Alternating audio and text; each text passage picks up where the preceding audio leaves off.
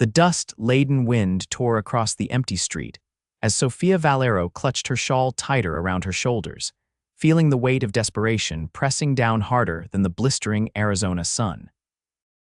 The year was 1879, and Julian, a small mining town nestled in the eastern hills of Arizona Territory, held nothing but broken promises for a widow with 3 hungry children waiting in a dilapidated cabin at the edge of town. Sophia's dark hair whipped across her face as she approached the saloon, her stomach nodding with each step. 6 months had passed since influenza had claimed her husband Miguel, leaving her with mounting debts, 3 children under 10, and skills that didn't extend beyond cooking, cleaning, and the basic reading and writing she'd learned from her mother. She paused, hand trembling on the weathered door of the Silver Dollar Saloon. The sound of raucous laughter and piano music leaked through the cracks. She'd never imagined life would bring her to this threshold, but the children hadn't eaten in 2 days. Little Maria's hollow-cheeked face and the boys' tightened belts were more than she could bear. "Lord, forgive me," she whispered, pushing through the swinging doors. The smell hit her first whiskey, tobacco, and sweat. Several heads turned toward her, eyes widening at the rare sight of a respectable woman entering such an establishment. Sophia kept her gaze fixed on the bartender, a bulky man with a handlebar mustache who was polishing glasses with a questionably clean rag. "I need to speak with Mr. Thornton," she said, her voice surprisingly steady despite the tremor in her hands. The bartender looked her over, recognition dawning on his face. "You're the Valero widow." It wasn't a question. In a town the size of Julian, everyone knew everyone's business. "Yes." "Please, is he here?" Before the bartender could answer, a voice called from across the room. "Mrs. Valero, what an unexpected pleasure." Calvin Thornton, the saloon owner, approached with an oily smile that didn't reach his eyes. He was a heavy-set man in his 50s with thinning hair slicked back with pomade and a gaudy gold watch chain draped across his vest. "May I have a moment of your time, Mr. Thornton?" "In private?" Sophia asked, conscious of the curious stares from the patrons. Thornton's smile widened. "Of course, follow me to my office." As they crossed the saloon floor, Sophia felt the weight of eyes on her back, judgment and speculation in every gaze. Her cheeks burned with shame, but she lifted her chin. Pride wouldn't feed her children. Thornton's office was small but luxurious compared to the rest of the establishment, with a polished desk and a plush chair. He didn't offer her a seat. "Now, what can I do for you, Mrs. Valero?" he asked, settling into his chair while she stood before him like a supplicant. "I need work, Mr. Thornton. Anything. I can clean, serve drinks." Thornton chuckled. "Mrs. Valero, this is a saloon, not a restaurant. The kind of women who work for me provide special services." Sophia swallowed hard, her throat dry. "My children are hungry." "Ah, yes, the little ones." He leaned forward. "I understand your predicament. Times are hard, especially for a woman alone. I could arrange something. Discreet. You're still a handsome woman. Some of my more distinguished clientele might find your company refreshing." The implication hung in the air between them. Sophia's hands clenched at her sides, her wedding ring the only valuable thing she'd refused to sell digging into her finger. "How much?" The words felt like ash in her mouth. Thornton named a figure that would keep her children fed for a week. "You'd start tonight." "I have a gentleman arriving on the evening stage who appreciates refinement in his companions." Sophia felt a piece of her soul crumble away. "I'll return at 7. She turned to leave, her legs feeling like lead. As she opened the door, Thornton called after her, "Wear something prettier if you have it. And Mrs. Valero, once you step through that door tonight, you'll be working for me. No changing your mind." The bright sunlight outside seemed to mock her as she stumbled onto the boardwalk. She barely made it around the corner before the tears came, hot and bitter. She leaned against the wall of the general store, trying to compose herself. "Madam, are you all right?" The deep voice startled her. Sophia hastily wiped her eyes and found herself looking up at one of the tallest men she'd ever seen. He wore a dust-covered duster, a wide-brimmed hat pulled low over his eyes, and had a star pinned to his vest, a U.S. Marshal's badge. "I'm fine," she said automatically, straightening her shawl. "Just got something in my eye." The Marshal studied her with perceptive blue eyes. "That's so," He didn't sound convinced. Name's Zachary O'Malley, just rode into town. He extended a gloved hand. Sophia hesitated before briefly touching his hand. Sophia Valero, Mrs. Valero, he acknowledged, noting her wedding ring. I don't mean to pry, but if you're in some kind of trouble. Nothing I can't handle, she said quickly, though her voice broke on the last word. Marshal O'Malley's eyes drifted to the saloon she'd just left, then back to her face. Something in his expression shifted. Sometimes, Mrs. Valero, pride can cost more than we can afford to pay. His voice was gentle, without judgment. If you need help, I'll be staying at the boarding house for a few days. Sophia couldn't bear the kindness in his eyes. Good day, Marshal, she said stiffly, and hurried away, her chest tight with unshed tears. The walk home to her small cabin at the edge of town seemed endless. It was a far cry from the tidy house in town they'd lived in before Miguel's death, before she'd had to sell everything of value to pay creditors. As she approached, her 8-year-old son Thomas ran out to meet her, his once round face now showing too much of his cheekbones. Mama. Did you find work? Can we have bread today? Sophia forced a smile, kneeling to hug him. Yes, my love, I'll be starting a new job tonight. We'll have food soon. Inside the one-room cabin, 5-year-old Gabriel sat on the dirt floor playing with carved wooden animals, the last gift from his father, while 9-year-old Maria tried to soothe the toddler's restlessness with a story. Maria looked up, her eyes too old for her young face. Mama. Did something happen? Sophia smoothed her daughter's dark hair. I found work at the Silver Dollar. I'll be gone tonight, but you're big enough to watch your brothers for a few hours. Lock the door and don't open it for anyone but me. Maria's eyes widened slightly, understanding more than a child should. The Silver Dollar is a saloon. It's just for a little while until I find something better, Sophia said, unable to meet her daughter's eyes. Now let's see what we can make for lunch. I think we still have some cornmeal. As she mixed the last of their cornmeal with water to make simple tortillas, Sophia fought back tears. Just for a little while, she told herself. Just until I find another way. The afternoon passed too quickly. Sophia washed with their precious water ration and put on her best dress, the blue one she'd worn to church, before they'd stopped attending due to the whispers and pitying glances. She brushed her long dark hair until it shone and pinched her cheeks for color. You look pretty, Mama, Gabriel said as she kissed him goodbye. Thank you, my sweet boy. Be good for Maria. I'll bring food when I return. Thomas hugged her tightly. When will you be back? After you're asleep, but I'll be here when you wake up. Maria stood by the door, her young face solemn. Be careful, Mama. The walk back to town in the gathering dusk felt like a march to the gallows. Sophia kept her head down, praying she wouldn't encounter anyone who knew her. The thought of neighbors seeing her enter the saloon at night made her stomach clench with shame. The Silver Dollar was bustling when she slipped through the back door as Thornton had instructed. He met her in the narrow hallway, looking her over with appraising eyes. You clean up well, Mrs. Valero, the gentleman has a private room upstairs. He's paying good money, so make sure he's satisfied. Sophia nodded numbly, her throat too tight for words. One more thing, Thornton added, pulling something from his pocket. He likes his ladies to wear this. It was a perfume bottle. The sickly sweet scent made Sophia's stomach turn as Thornton dabbed some on her wrists and neck. She fought the urge to wipe it off. Room 3, up the stairs, end of the hall. Thornton gave her a small push. And remember our arrangement. Each step up the creaking staircase felt heavier than the last. Sophia paused outside room 3, her hand trembling as she raised it to knock. Images of her children's hungry faces steeled her resolve. Just this once, she told herself, just to get through this week. Before her knuckles could touch the wood, a commotion erupted downstairs, raised voices, then the crash of breaking glass. Sophia hesitated, uncertain. Heavy footsteps pounded up the stairs.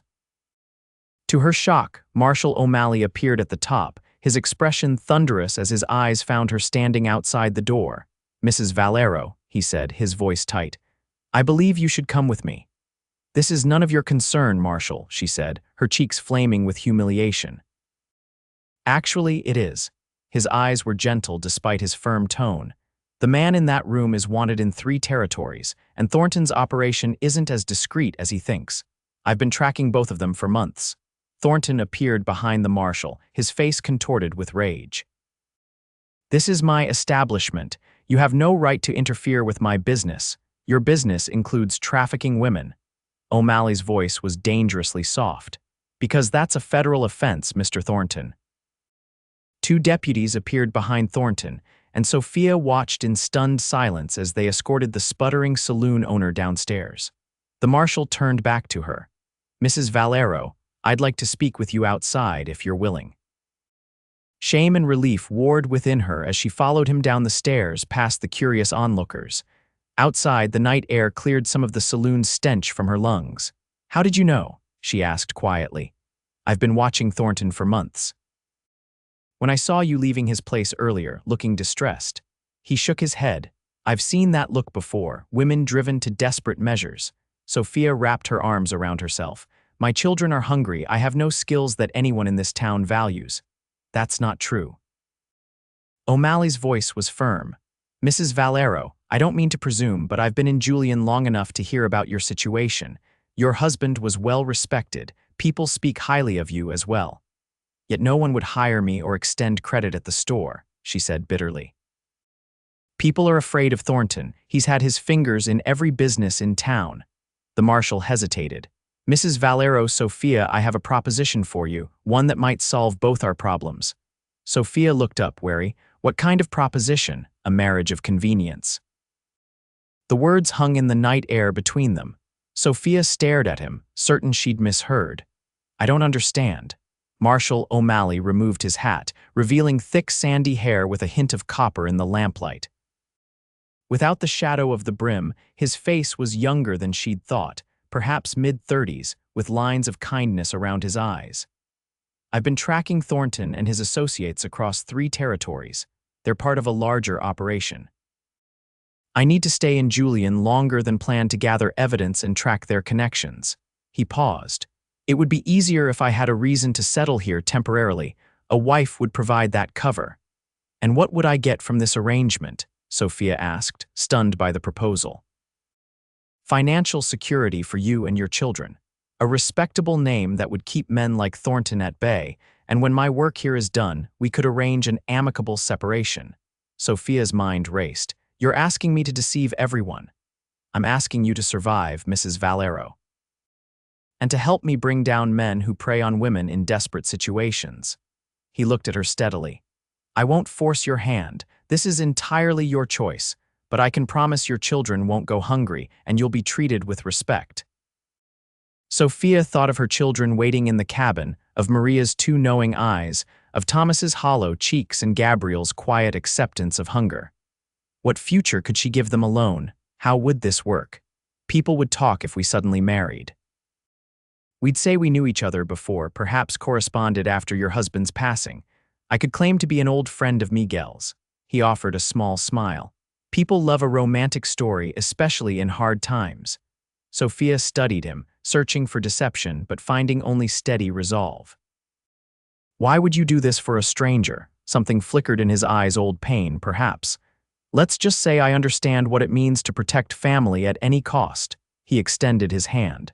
"Do we have an agreement?" Sophia looked at his outstretched hand, then back to his face. This man was offering her a lifeline, one that wouldn't cost her soul. For her children, she would accept. "We have an agreement, Marshal O'Malley." "Zach," he corrected gently. "If we're to be married, you should call me Zach." "Zach," she repeated, placing her hand in his. His fingers closed around hers, warm and steady, and for the first time in months, Sophia felt the weight on her shoulders lighten, just a little. Dawn broke over the eastern hills, painting Julian's dusty streets with golden light. Sophia stood nervously in front of the small mirror in her cabin, adjusting the collar of her dress, the same blue one she'd worn to the saloon the previous night, now scrubbed clean of Thornton's sickly perfume. "Mama, is the marshal really going to be our new papa?" Thomas asked, his face brightening with the prospect of regular meals more than a new father figure. "He's going to help us for a while," Sophia answered carefully, unwilling to lie to her children. "Marshal O'Malley is a good man who has offered to take care of us." "But you're getting married," Maria pointed out, her dark eyes shrewd. "That's what Mrs. Rodriguez told me when she brought us the bread this morning." News traveled fast in Julian. After Zach had escorted Sophia home last night, he'd arranged for the baker's wife to deliver fresh bread and milk to the cabin at first light. By now, the entire town probably knew of their hasty engagement. "Yes, we are getting married," Sophia admitted. "Today, will we move to a new house?" Gabriel asked, hugging his wooden horse. "We'll stay in town. The marshal has rented Judge Parker's old place while the judge is visiting his daughter in Tucson. It had all been arranged with dizzying speed." Zach had explained that moving quickly would both cement their cover story and prevent Thornton's remaining associates from threatening Sophia. The saloon owner and the mysterious client had been taken into custody, but Zach believed there were others in the network still at large in Julian. A knock at the door interrupted her thoughts. Maria hurried to answer it, revealing Mrs. Rodriguez, a plump woman with kind eyes who ran the boarding house with her husband. "Oh, Sophia, look at you," she exclaimed, entering with a basket over her arm. A bride should have something special on her wedding day, no matter how sudden. She withdrew a simple nosegay of wildflowers and a lace shawl. "The flowers are from my garden and the shawl was my daughter's. You can borrow it for luck." Sophia blinked back unexpected tears at the kindness. "Thank you, Alina. I didn't expect." "Nonsense. The whole town is talking about the handsome marshal who swept you off your feet. Such a romantic story, childhood friends reunited by fate," Mrs. Rodriguez sighed happily. "When he came to the boarding house last night asking about renting Judge Parker's house for his new family, well, my heart just melted." Sophia forced a smile, guilt twisting in her stomach at the deception. But hadn't Zach predicted exactly this? People wanted to believe in romance and happy endings, especially in a frontier town where life was hard and joy sometimes scarce. "The children are ready," Mrs. Rodriguez continued, straightening Thomas's collar and smoothing Gabriel's unruly hair. "My Pedro is waiting with the wagon to take you all to the church. Pastor Williams has agreed to perform the ceremony before the morning service." Everything was moving so fast.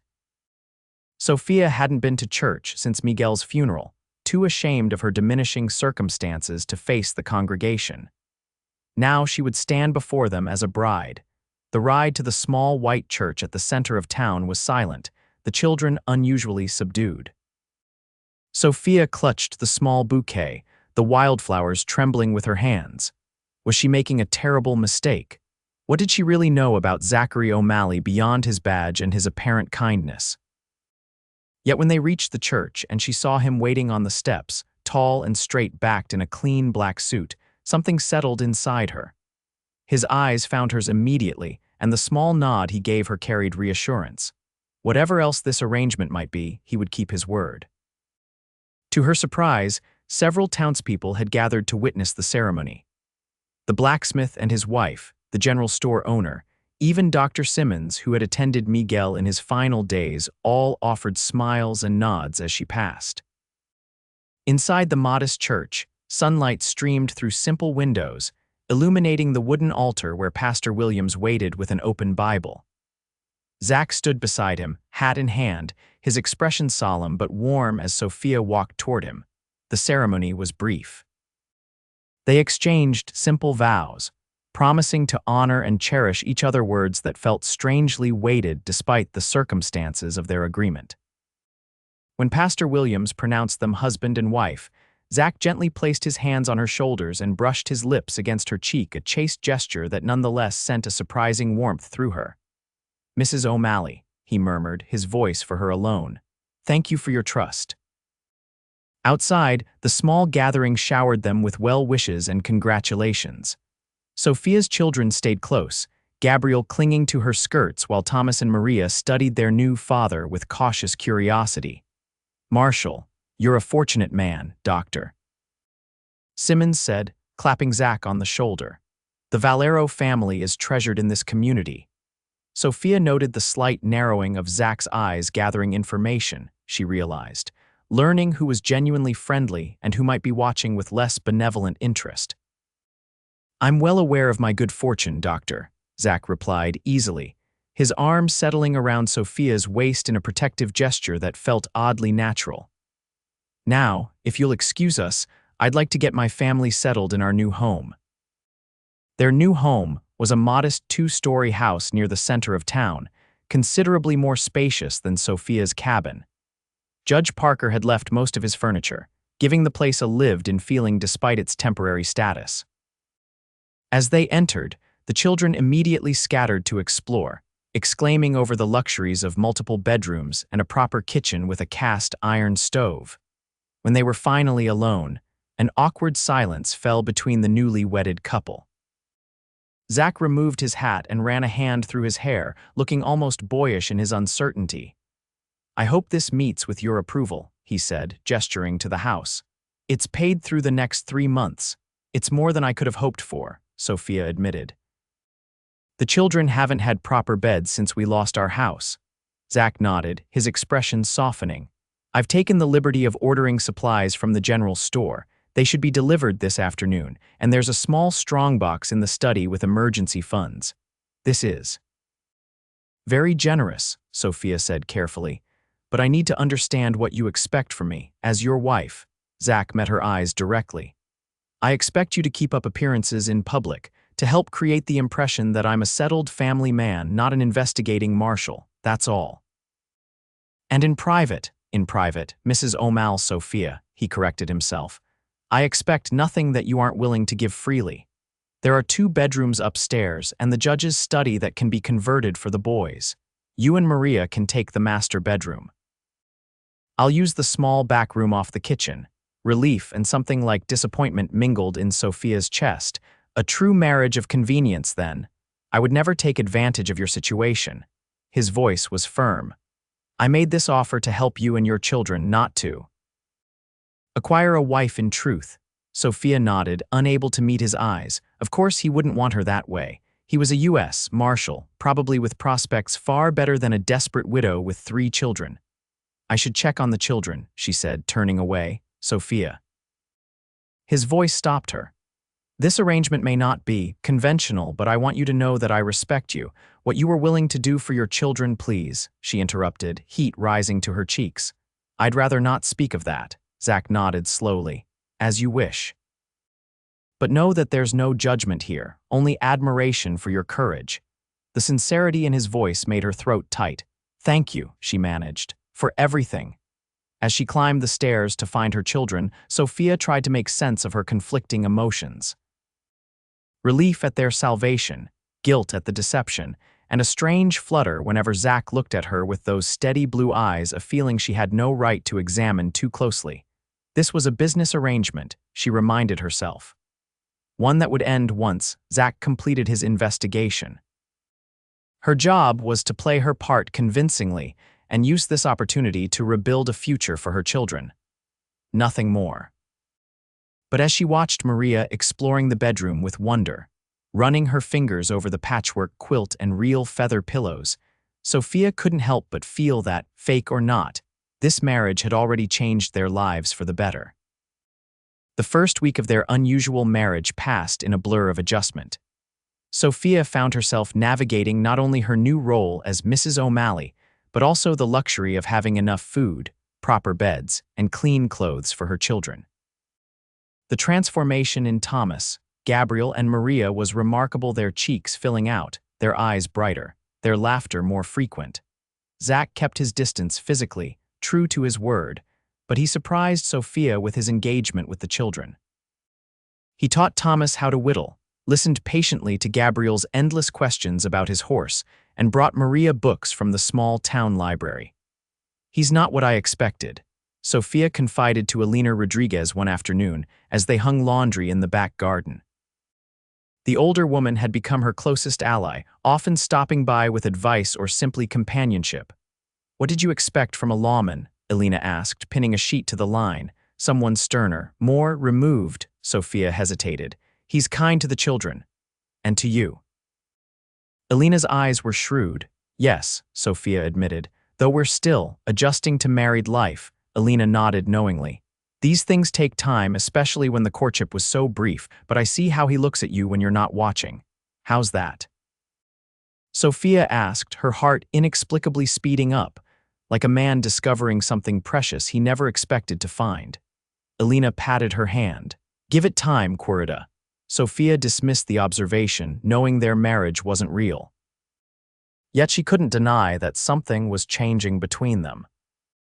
Small moments, Zach's hand at the small of her back as they walked to Sunday service, the way he listened intently when she spoke. The quiet conversations they shared after the children were asleep were building a foundation of trust, if not something deeper. Meanwhile, Zach continued his investigation, often returning late with dust on his boots and a thoughtful expression.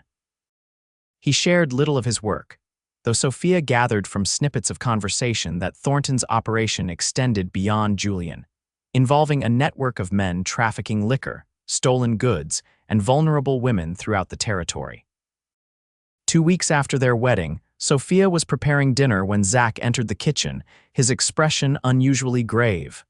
"We need to talk," he said, glancing toward the parlor where the children were playing. "Privately." Alarmed, Sophia wiped her hands on her apron and followed him to the small study. "What's wrong?" Zach closed the door before answering. "Thornton had a visitor in jail today, a man named Reeves, owner of the Diamondback Ranch north of here. Jackson Reeves, I know of him. Miguel did some carpentry work at his ranch once." "What do you know about him?" Sophia considered. "He's wealthy, keeps to himself mostly, has a large operation with many hands." She frowned, remembering something. "Miguel said the ranch felt wrong somehow. Too many armed men for a simple cattle operation." Zach nodded grimly. "My suspicions exactly. I believe Reeves is the real power behind the trafficking network. Thornton was just a middleman." "Why are you telling me this?" "Because I've been invited to the Diamondback tomorrow night. Apparently, Mr. Reeves is hosting a gathering for influential citizens of Julian." Zach's jaw tightened, "and he specifically requested I bring my new wife." Sophia felt a chill run through her. "He wants to see me. Why? I'm not certain," Zach admitted. "It could be simple curiosity. The Marshal's new bride is still the talk of the town. Or he suspects something," Sophia finished. "About our arrangement, it's possible, which is why I won't ask you to go." Zach's eyes were concerned. "I can make an excuse." "No." Sophia straightened her shoulders. "If I don't go, it might raise more suspicion. Besides, this is why you married me, isn't it? To maintain your cover."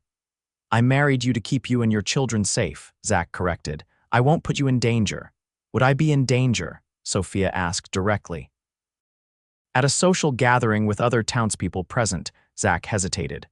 "Likely not immediate danger, no, but Reeves is dangerous, Sophia, if he suspects anything. Then we must ensure he doesn't." She met his gaze steadily. "I'll go. I'll be the devoted wife you rescued from poverty and hardship. I can play that role convincingly enough since it's mostly true." Zach studied her face. "You're a remarkable woman, Sophia O'Malley." The use of his surname sent an unexpected thrill through her. "I'm just practical. This arrangement benefits my children too much to risk it failing." "Is that the only reason?" Zach asked softly, stepping closer.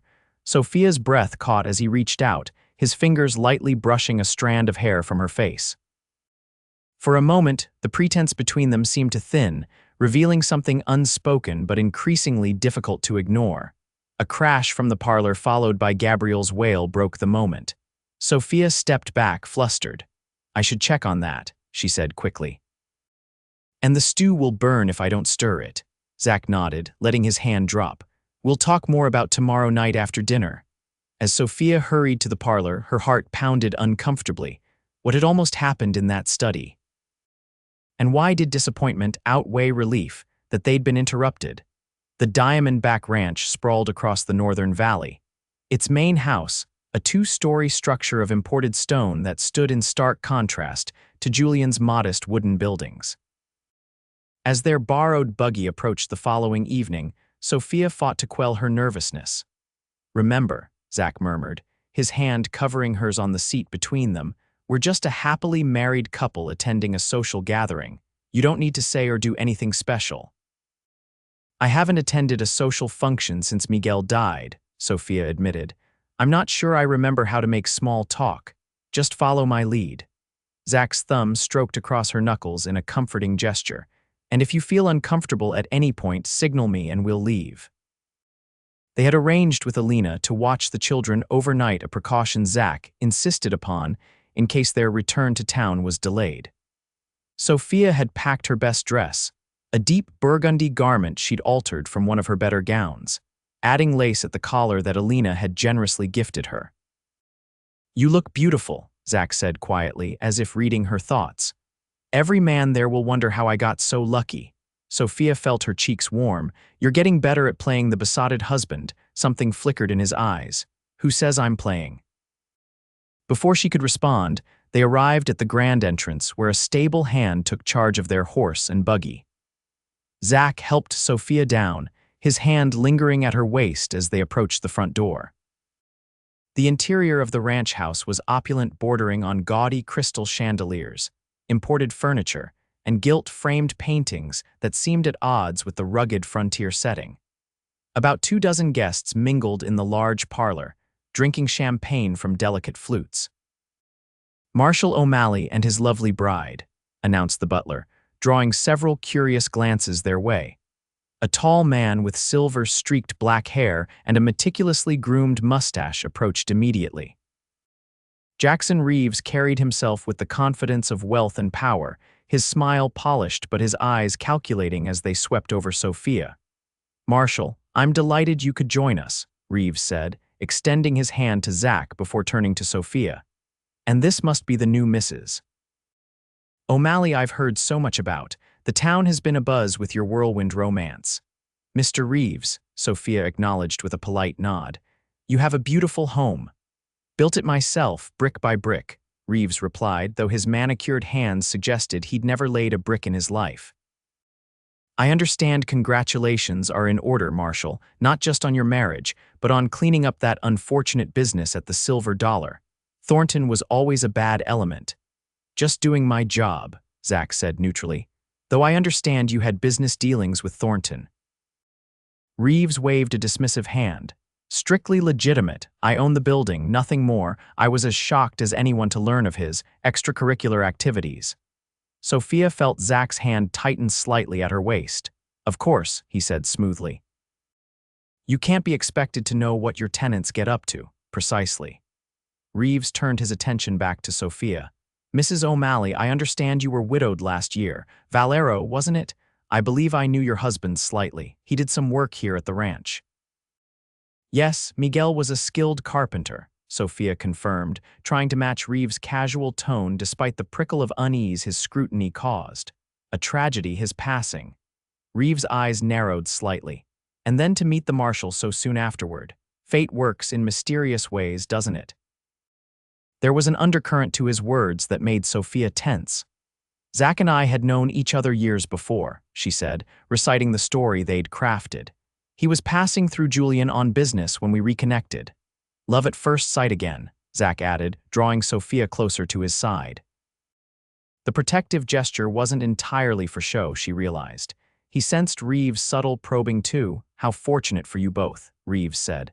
"Especially for you, Mrs. O'Malley. I heard your circumstances had become quite desperate after your husband's death." The implication hung in the air. Sophia felt heat rise to her cheeks, but Zach spoke before she could. "My good fortune entirely," he said firmly. "Now, if you'll excuse us, I should introduce my wife to the other guests." As they moved away, Sophia released a shaky breath. "He knows," she whispered. "About what I almost did at the Silver Dollar. He's fishing," Zach murmured, guiding her toward a group of townspeople. "Trying to rattle us, don't let him." For the next hour, they circulated among the guests the banker and his wife, the mayor, several prominent ranchers, and business owners from Julian. Sophia found herself genuinely enjoying some of the conversations, particularly with the doctor's wife who shared her interest in gardening. Zach remained close, his hand often at the small of her back, his eyes never far from hers, the picture of a devoted husband. As dinner was announced, Reeves appeared at Sophia's elbow.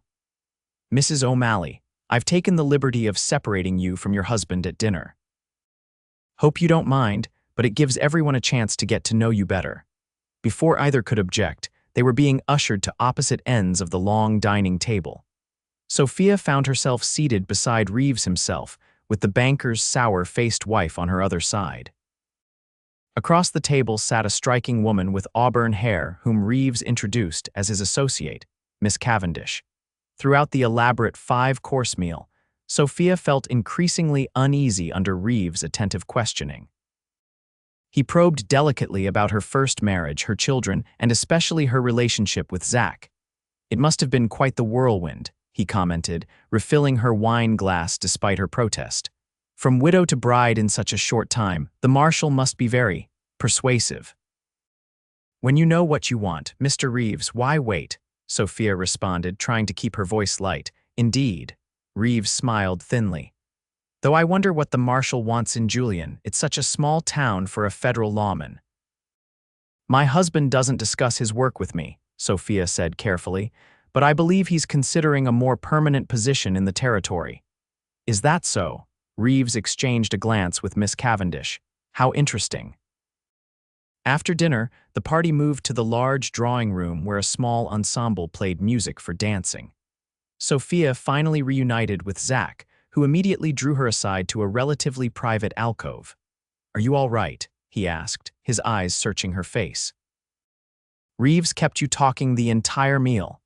"He's very interested in why you're in Julian," Sophia confirmed, "and in the details of our courtship, I tried to be vague."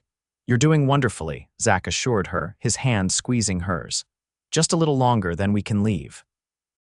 "Marshal O'Malley," Reeves' voice interrupted them. "Surely you'll honor us with a dance with your bride. It would be a shame to waste such fine music." Zach hesitated only briefly before extending his hand to Sophia. "May I have this dance, Mrs. O'Malley?" Sophia placed her hand in his, allowing him to lead her to the center of the room where other couples were already moving to the waltz. Zach's arm slipped around her waist, drawing her closer than strictly necessary. "I should warn you," he murmured, "I'm not much of a dancer." "Neither am I," Sophia admitted. Miguel had 2 left feet. Despite their disclaimers, they moved together with surprising grace, finding a rhythm that felt natural. Sophia was acutely aware of Zach's hand at her waist, the solid warmth of his chest near hers, the faint scent of soap and leather that she'd come to associate with him. "Reeves is watching us," Zach said softly, "looking for cracks in our story. What do we do?" "We give him something else to see." Zach's eyes held a question as he drew her fractionally closer. Understanding his intent, Sophia nodded slightly. His hand moved from her waist to the small of her back, bringing their bodies into proper contact. Sophia's breath caught as Zach bent his head, his lips brushing her temple in a gesture that could easily be mistaken for a lover's whisper. "You're trembling," he observed, his voice low. "It's the champagne," Sophia lied, knowing full well it was his proximity that affected her. "Is it?" His eyes held hers, seeing too much. "Or is it this, us?" "There is no us," Sophia reminded him, though her body betrayed her with a shiver as his thumb traced small circles at the small of her back. "This is for show. Is it?" Zach repeated, spinning her gently before pulling her back, closer than before. "Sometimes I wonder, Sophia," the way he said her name like a caress made her heart race. "Zach, don't. This is already complicated enough." His expression sobered. "You're right, I apologize." As the music ended, Sophia stepped back, needing distance to clear her head. Before they could leave the dance floor, however, Reeves approached with Miss Cavendish on his arm. "Charming," Reeves commented. "You dance as though you've been partners for years, not weeks." "The secret of a happy marriage," Zach replied smoothly. "Indeed." Reeves' smile didn't reach his eyes. "Miss Cavendish was just expressing interest in hearing more about your work, Marshal. Perhaps you'd honor her with the next dance. I'd be delighted to partner with Mrs. O'Malley in the meantime." It was a trap, Sophia realized, separating them for questioning. She felt Zach tense beside her. "I'm afraid we must be going," Zach began, but Reeves interrupted. "Just one dance," he insisted. "Then my carriage is at your disposal for the journey back to town." Refusing would only heighten suspicion. Zach gave a tight nod, reluctantly allowing Miss Cavendish to lead him to the other side of the dance floor as Reeves took Sophia's hand. "You seem nervous, Mrs. O'Malley," Reeves observed as they began to dance. His hand at her waist felt intrusive compared to Zach's. "Is something troubling you?" "Not at all," Sophia replied, forcing a smile. "It's just been a long evening and I'm worried about the children." Ah, yes, your three little ones. Reeves' grip tightened slightly. Tell me, how do they feel about their new father? They're adapting well, Sophia said carefully. Zach is very good with them. Zach, Reeves repeated. Such familiarity so quickly, one might wonder if you knew each other better than you've let on. Sophia's heart pounded. As I mentioned earlier, we had met before my first marriage. Yet the Marshal told Miss Cavendish a different story just now, Reeves said, his voice dropping to a dangerous register. Something about meeting you for the first time in Julian. Cold fear slid down Sophia's spine. You must have misunderstood. I don't think so. Reeves pulled her closer, his fingers digging painfully into her back. I think you and the Marshal are lying. The question is why. Sophia struggled to maintain her composure. Mr. Reeves, you're hurting me. My apologies. His grip loosened marginally. I get carried away sometimes, especially when I suspect someone is being dishonest with me. Across the room, Sophia caught Zach's eye. He was watching them intently, clearly concerned despite Miss Cavendish's attempts to engage his attention. Whatever you're implying, Mr. Reeves, Sophia began. I'm not implying anything, Mrs. O'Malley, or should I call you Mrs. Valero? Reeves' voice was silky. I'm stating plainly that you and the Marshal are conspiring. Perhaps it has something to do with his investigation into Thornton's operation. Sophia forced herself to meet his gaze steadily. My husband is a lawman. I'm a widow who was fortunate enough to find love again. There's no conspiracy. Such loyalty, Reeves murmured. I wonder if it's misplaced.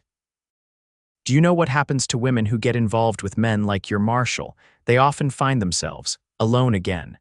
The thinly veiled threat sent ice through Sophia's veins. Are you threatening my husband, Mr. Reeves? A warning, Mrs. O'Malley, nothing more. The music ended and Reeves stepped back with a formal bow. Consider carefully the path you're on. There are still ways this could end well for you and your children. Before Sophia could respond, Zach appeared at her side, his expression tightly controlled. It's time we were going, my dear, he said, placing a protective hand at her waist. Thank you for the evening, Mr. Reeves. The pleasure was mine, Reeves replied smoothly. Do think about our conversation, Mrs. O'Malley, and Marshal, I hope to see more of you in Julian. I believe we have much to discuss. The ride back to town was tense with unspoken concerns. Only when they were well away from the ranch did Zach break the silence. What did he say to you? He asked, his knuckles white on the reins. Sophia recounted their conversation, watching Zach's jaw tighten with each word. He knows we're lying, Zach, and he threatened you threatened us. He's getting nervous, Zach said grimly. Miss Cavendish was equally probing. They're trying to figure out how much I know about their operation. What do we do now? Zach was quiet for a moment, his face shadowed in the moonlight. I need to send a telegram tomorrow, request backup from Tucson. Things are going to move quickly from here. Is it dangerous? Sophia asked, though she already knew the answer. Yes.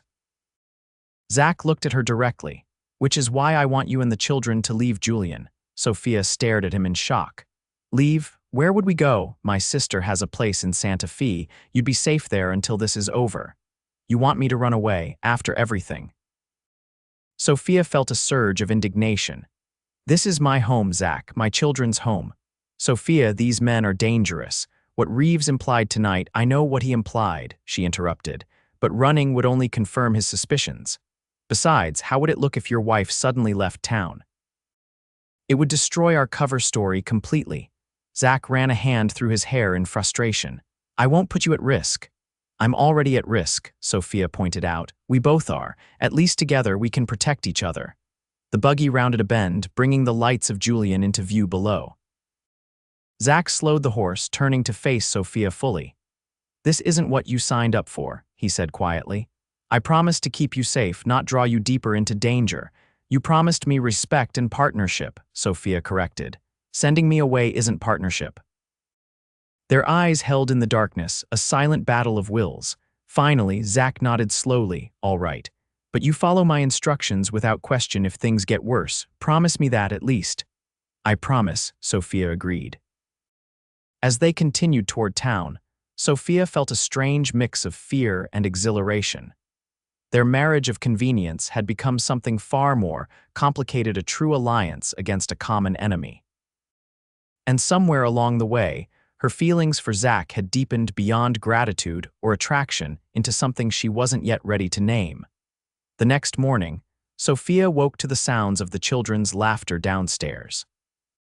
For a moment, she allowed herself to imagine this was real and normal family, a true marriage, a future that extended beyond Zach's investigation. The fantasy dissolved as she remembered Reeves' threats and the danger surrounding them. Dressing quickly, she found Zach in the kitchen with the children. Gabriel sat on his lap, giggling as Zach demonstrated how to properly hold a spoon. Thomas was explaining something about school with animated gestures, while Maria watched them all with a small, cautious smile. The scene made Sophia's heart ache with its domesticity. How quickly they had all adapted to this arrangement, especially the children who had accepted Zach with surprising ease. "Good morning," she said, entering the kitchen. Zach looked up, his smile warming his eyes. "The children were just telling me about their plans to return to school next week." School was another luxury Sophia hadn't been able to afford in recent months. With their improved circumstances, the children could resume their education, yet another benefit of their unusual marriage. "If that's still possible," Sophia said carefully, mindful of little ears. "Of course it is," Zach assured her, his expression conveying more than his words. "Everything proceeds as normal. I have some errands to run this morning, but I'll be back by noon."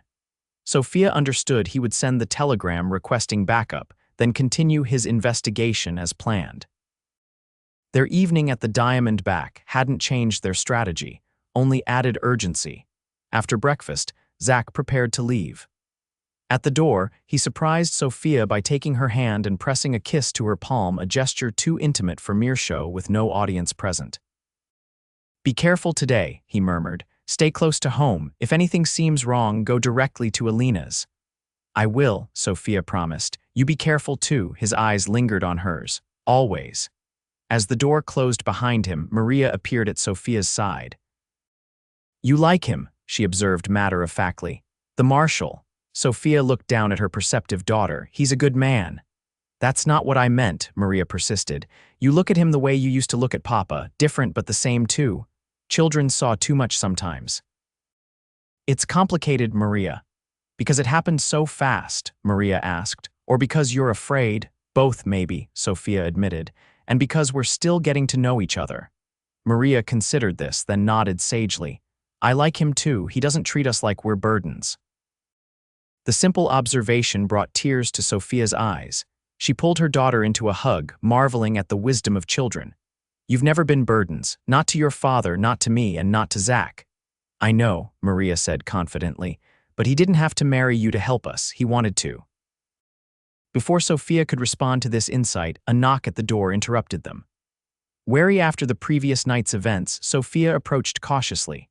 "Who is it?" she called, "Mrs. O'Malley. It's Miss Cavendish from last night. Might I have a word?" Sophia froze, alarm rising in her throat. What was Reeves' associate doing here? She turned to Maria, keeping her voice low. "Take your brothers upstairs. Stay there until I call you." Maria's eyes widened, but she nodded, quickly gathering Thomas and Gabriel and herding them toward the stairs. Once they were out of sight, Sophia squared her shoulders and opened the door, but only partially, keeping the chain engaged. "Miss Cavendish, this is unexpected." The auburn-haired woman looked different in daylight harder, with a calculating gleam in her green eyes that had been hidden in the soft lighting of Reeves' mansion. She wore a simple but expensive riding outfit, and behind her, a horse was tethered to the porch rail. "Forgive the intrusion," Miss Cavendish said smoothly. "I was in town and thought I might pay a social call, woman to woman." "My husband isn't home," Sophia said, making no move to invite her in. "Perfect. What I have to say is for your ears only." Miss Cavendish's smile didn't reach her eyes. "May I come in?" This isn't a conversation for the street. Every instinct warned Sophia to refuse, but curiosity and the knowledge that this might provide information for Zach's investigation made her reluctantly remove the chain and open the door. "Just for a moment," she agreed. "I have household duties to attend to." Miss Cavendish swept into the parlor, assessing the modest furnishings with a critical eye before turning back to Sophia. "You've made this place quite homey in a short time." "Thank you," Sophia said stiffly. "What did you wish to discuss, Miss Cavendish?" The woman's pretense of friendliness dropped away. "I'll be direct, Mrs. O'Malley. You're in danger." "Is that a threat?" "A warning," Miss Cavendish corrected. "From someone who knows what happens to women who get involved with lawmen on crusades." Sophia kept her expression neutral. "My husband is simply doing his job. Your husband is poking into business that doesn't concern him, and when men like Reeves feel cornered." She let the implication hang. "Why are you telling me this?" Miss Cavendish moved to the window, looking out at the quiet street. "Let's just say I recognize something in you that reminds me of myself once, before choices were made that couldn't be unmade." There was genuine regret in her voice that gave Sophia pause. "What exactly are you suggesting, Miss Cavendish?" "Leave Julian. Today.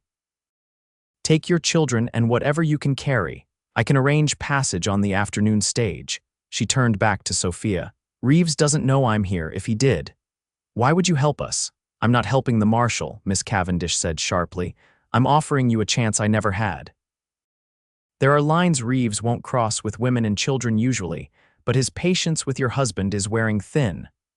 "What happens tonight?" Sophia asked, dread pooling in her stomach.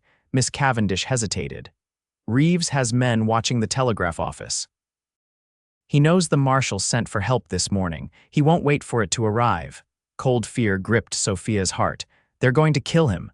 Unless he leaves Julian immediately." Miss Cavendish reached into her pocket and withdrew a small purse. "There's enough here for train tickets from Tucson to wherever you want to go. Take it and go, Mrs. O'Malley, before it's too late." Sophia stared at the offered money, her mind racing. "Why should I trust you? You work for Reeves." "Not by choice," Miss Cavendish said quietly. "Not anymore." She placed the purse on the side table. "The offer stands until 4 o'clock. After that." She shrugged eloquently. "I need to find my husband," Sophia said, moving toward the door. "He was at the telegraph office an hour ago, then the sheriff's office." Miss Cavendish followed her. "If you're determined to warn him, be careful. Reeves has men watching this house too." The information sent a chill through Sophia. "My children are safe for now," Miss Cavendish assured her. "Reeves isn't a monster, but tonight all bets are off." She paused at the door. "One more thing, Mrs. O'Malley, your marriage, it's not what it appears to be, is it?" Sophia met her gaze steadily. "My relationship with my husband is not your concern, Miss Cavendish." A knowing smile crossed the woman's face. "As you wish. Good day, Mrs. O'Malley. I hope we don't meet again." After Miss Cavendish departed, Sophia locked the door and leaned against it, her heart pounding. She needed to find Zach immediately, but the children, she couldn't leave them alone if Reeves had men watching the house. "Mama," Maria's voice came from the top of the stairs. "Is she gone?" "Yes, darling." Sophia made a quick decision. "We need to visit Mrs. Rodriguez. Get your brothers ready, quickly." Within 10 minutes, they were hurrying down the back alley toward the boarding house. Sophia kept the children close, eyes scanning for unfamiliar men. Elena answered her urgent knock with surprise. "Sophia, what's wrong? You look like you've seen a ghost." "I need to find Zach," Sophia explained breathlessly. "Can the children stay with you for a little while?" Elena's expression grew concerned. "Of course, but I can't explain now," Sophia interrupted. "Just keep them inside, away from windows. Don't let anyone know they're here." Understanding dawned in Elena's eyes. "This has to do with the Marshal's work, doesn't it? The men he's investigating." "Yes." Sophia knelt to hug her children. "Be good for Mrs. Rodriguez. I'll be back soon with Zach."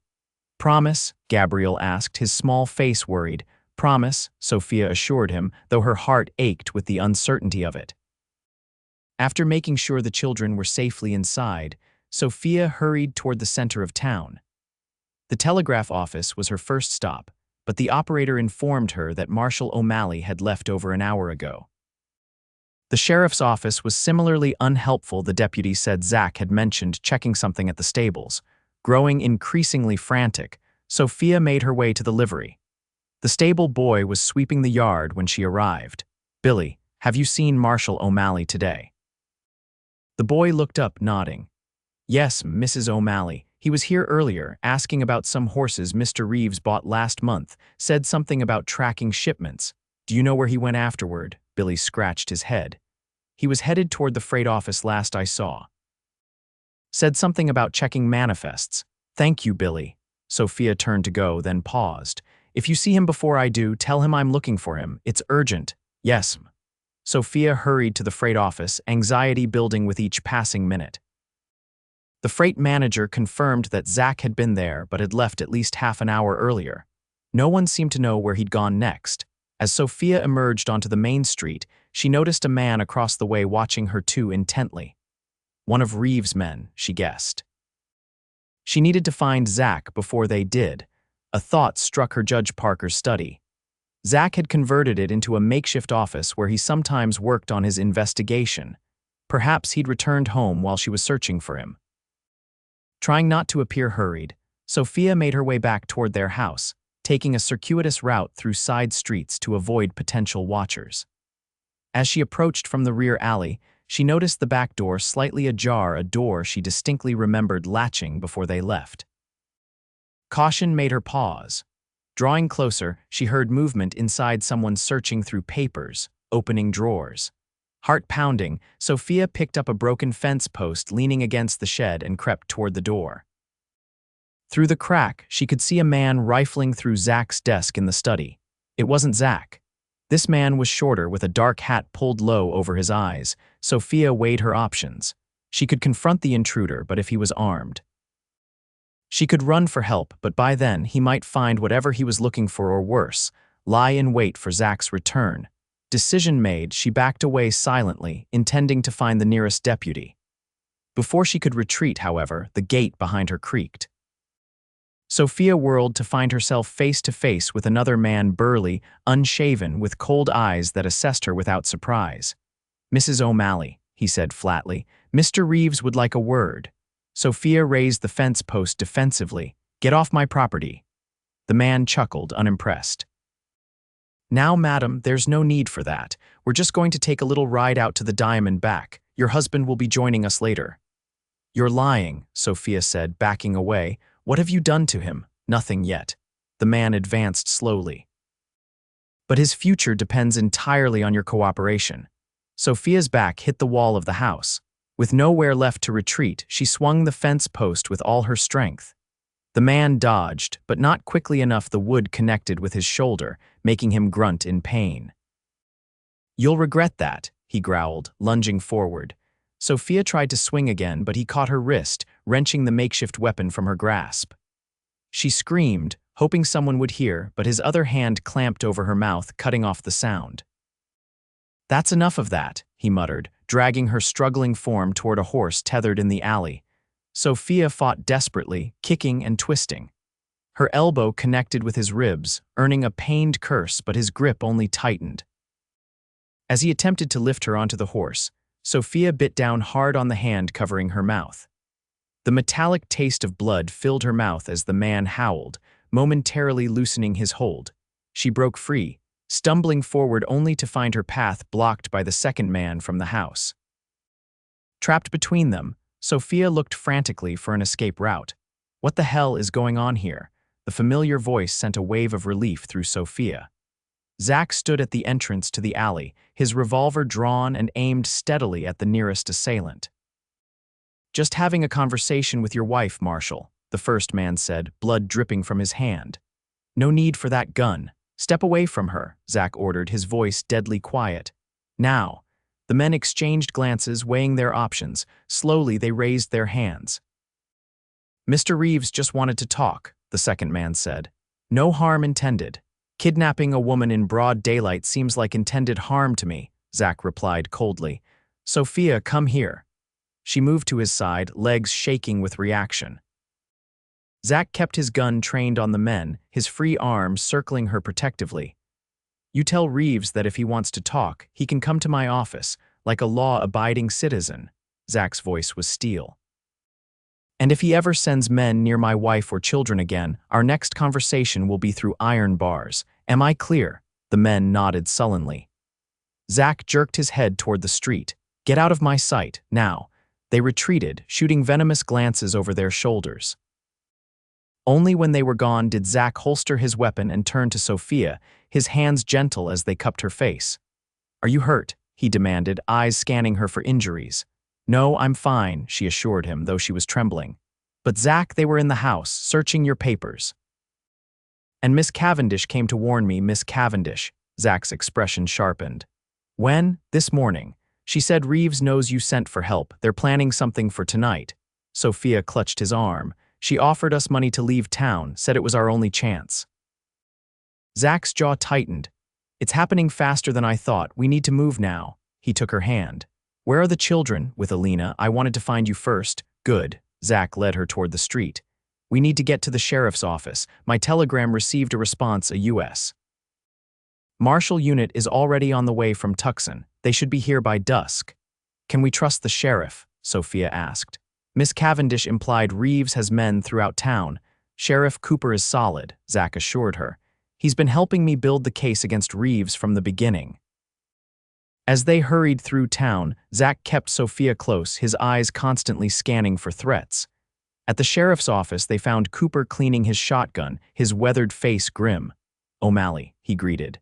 Mrs. O'Malley was hoping you'd stop by. Reeves made his move, Zach said without preamble. His men just tried to take Sophia. Cooper cursed under his breath. Damn fools getting desperate. Just got word from a ranch hand who quit the diamond back this morning.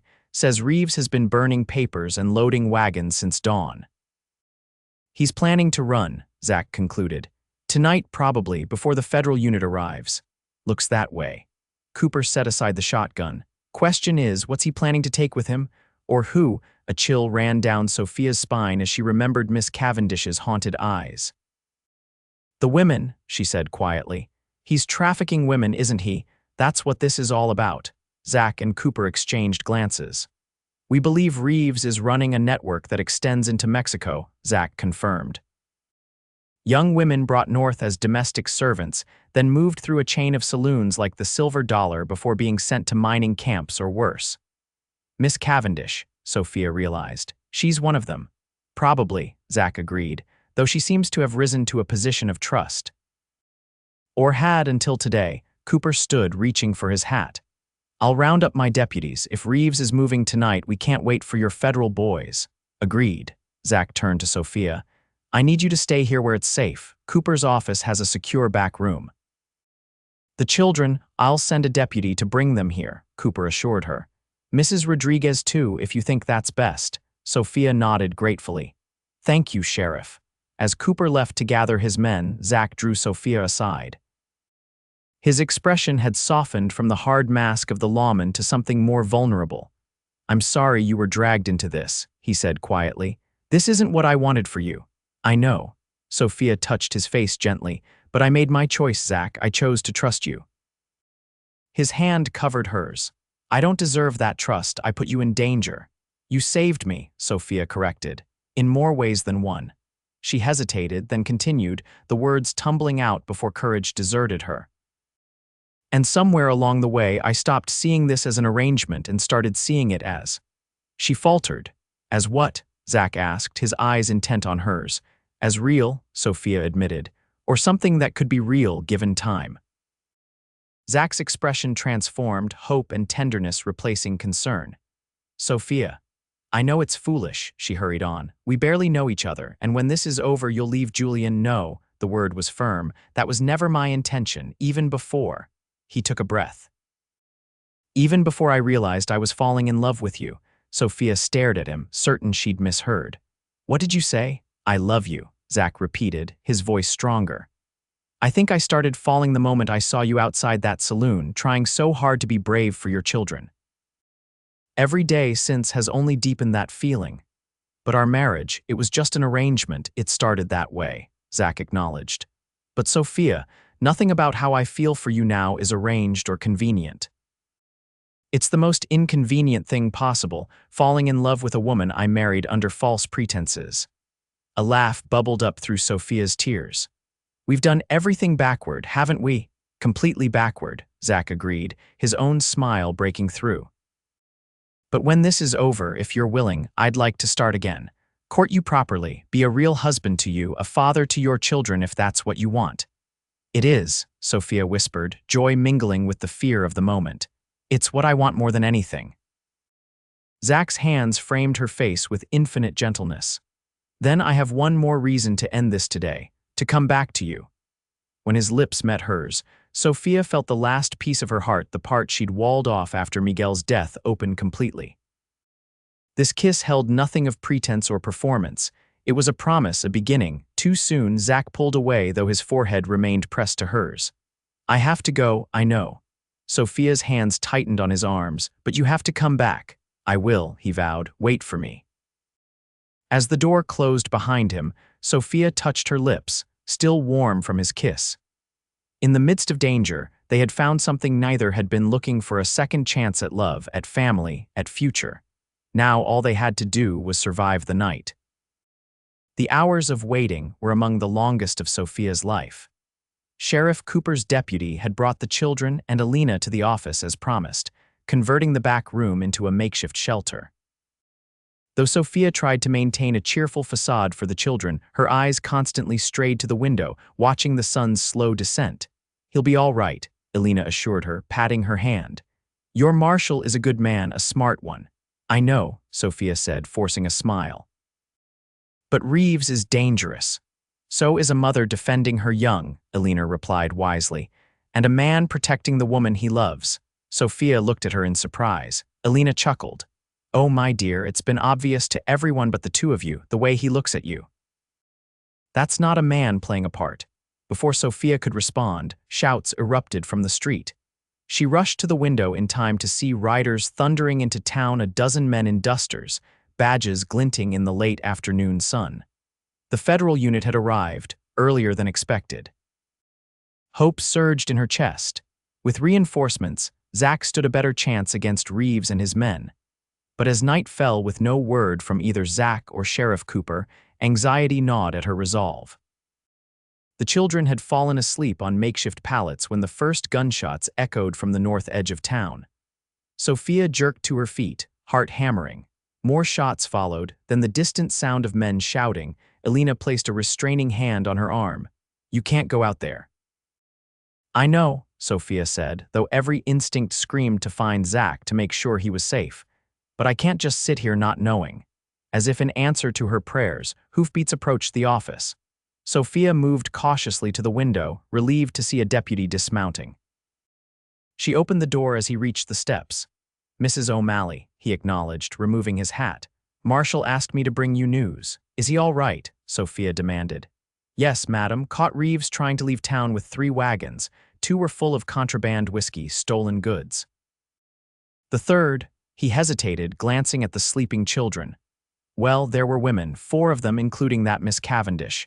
Were they hurt, scared more than anything? Doc Simmons is with them now." The deputy shifted his weight. "There was a firefight. 2 of Reeves' men were killed. 1 deputy wounded, but he'll live. And Reeves himself, in custody. Marshal O'Malley got him personally." Pride colored the deputy's voice.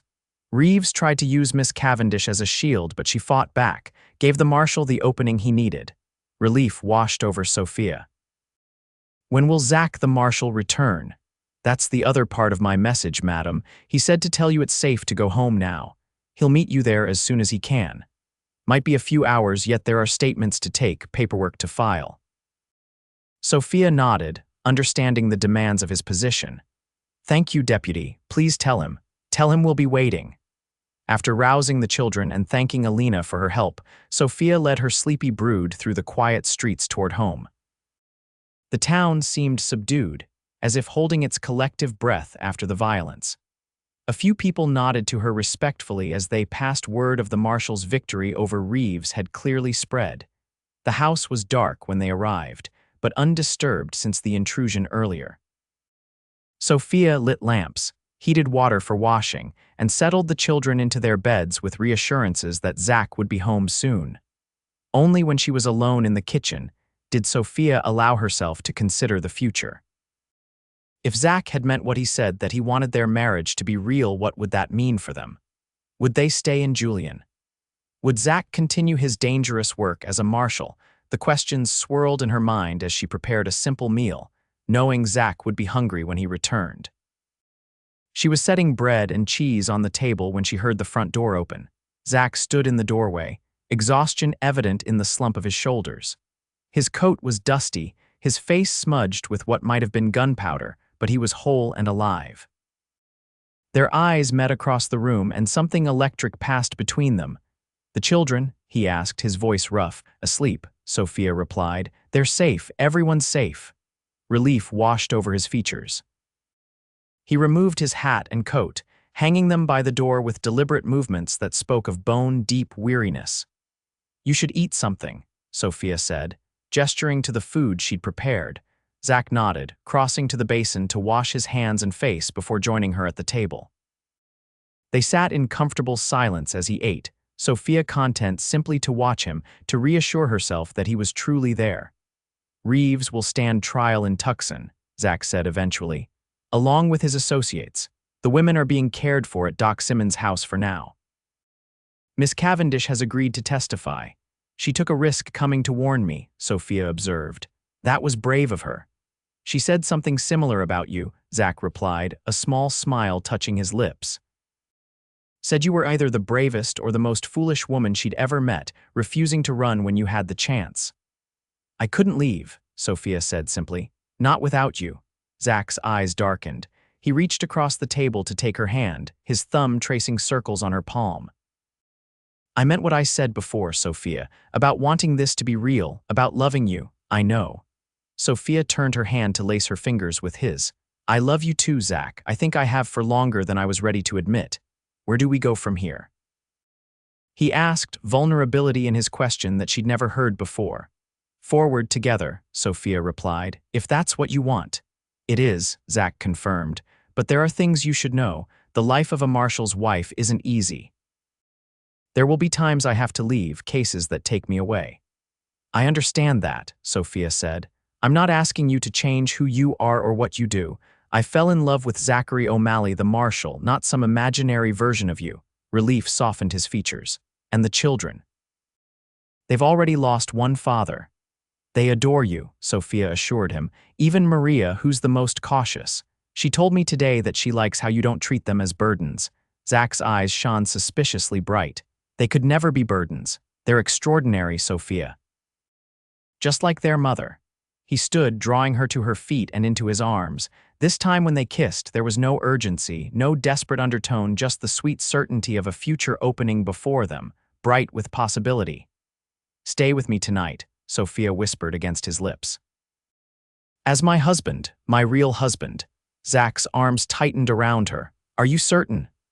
"I've never been more certain of anything," she replied, leading him toward the stairs and their new beginning. 2 years later, July 1881, the summer sun beat down on the porch of the white clapboard house on the edge of Julian, Arizona territory. Sophia O'Malley wiped perspiration from her brow as she checked the progress of the birthday cake cooling on the kitchen windowsill. 10 years old was a milestone worth celebrating, and Thomas had specifically requested chocolate, a luxury made possible by the general store's new supply line from San Francisco. "Is it ready yet, Mama?" asked Gabriel, now 7 and perpetually hungry. He peered hopefully at the cake, his fingers inching toward the frosting bowl. Sophia gently shooed him away.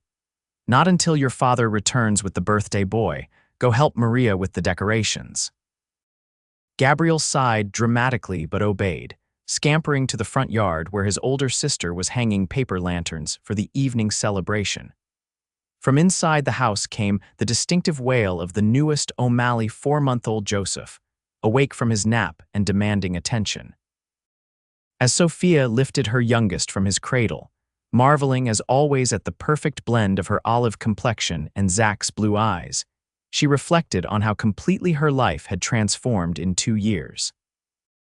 After Reeves' arrest, Zach had been offered a permanent position overseeing law enforcement in the eastern Arizona territory, a role that kept him based in Julian with occasional trips to neighboring communities.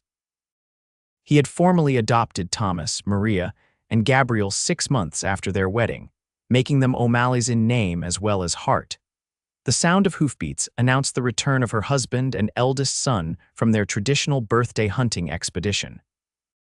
Sophia stepped onto the porch, baby Joseph on her hip, and smiled at the sight of them, Zach tall and straight-backed on his chestnut gelding, Thomas beaming with pride on his own small pony, a brace of rabbits tied to his saddle horn.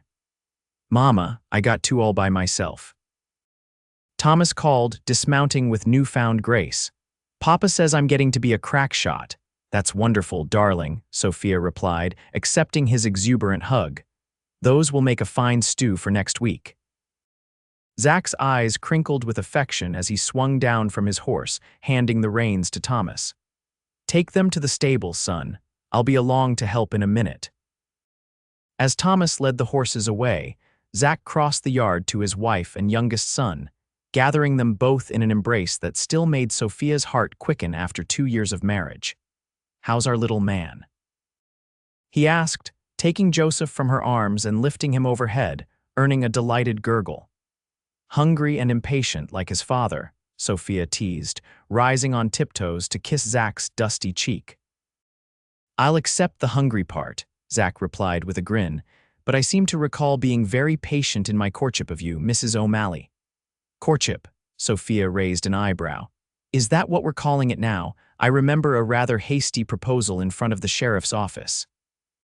"Details," Zach dismissed with a laugh. "The important part is that you said yes." Their banter was interrupted by Maria calling from the front yard. "Papa, come see what we've done for Thomas's party." Hand in hand, they rounded the house to find the yard transformed with colorful paper lanterns, ribbons streaming from tree branches, and a long table set for the evening's guests. Elena and Pedro Rodriguez would come, along with Dr. Simmons and his wife, Sheriff Cooper, and several of Thomas's school friends. "It looks wonderful, Maria," Zach praised, adjusting baby Joseph on his hip. "Thomas will be surprised. Is Miss Cavendish coming?" Maria asked, referring to the woman who had become an unlikely friend to their family over the past 2 years. After testifying against Reeves, resulting in his conviction and 20-year sentence, Catherine Cavendish had stayed in Arizona, using her share of the seized Diamondback assets to open a home for women escaping difficult circumstances. She visited Julian regularly, often bringing gifts for the children who had adopted her as an honorary aunt. "She sent a telegram yesterday," Sophia confirmed. "She'll be on the afternoon stage." The next few hours passed in happy preparation. Sophia frosted the cake, while Zach helped the children with last-minute decorations. Thomas, the guest of honor, supervised it all with the serious importance of a boy on the cusp of adolescence. As the first guests began to arrive, Sophia found a quiet moment to observe her family from the porch steps. Gabriel was showing Sheriff Cooper his latest wooden carving, a skill he'd learned from Zach. Maria, growing more beautiful each day, helped Elena arrange food on the long table. Thomas stood proudly beside Zach, mimicking his posture as they welcomed Dr. Simmons and his wife, and baby Joseph slept peacefully in his cradle, surrounded by the love of a family that had been forged in the most unlikely of circumstances. "Penny for your thoughts." Zach's voice broke into her reverie as he joined her on the steps. "I was just thinking how fortunate we are," Sophia replied, leaning into his side. "How differently things might have turned out if you hadn't come to Julian when you did." Zach's arm tightened around her waist. "I thank God every day for bringing me here to you. Even with 4 children and all the chaos," Sophia teased gently. "Especially with 4 children and all the chaos," Zach replied without hesitation.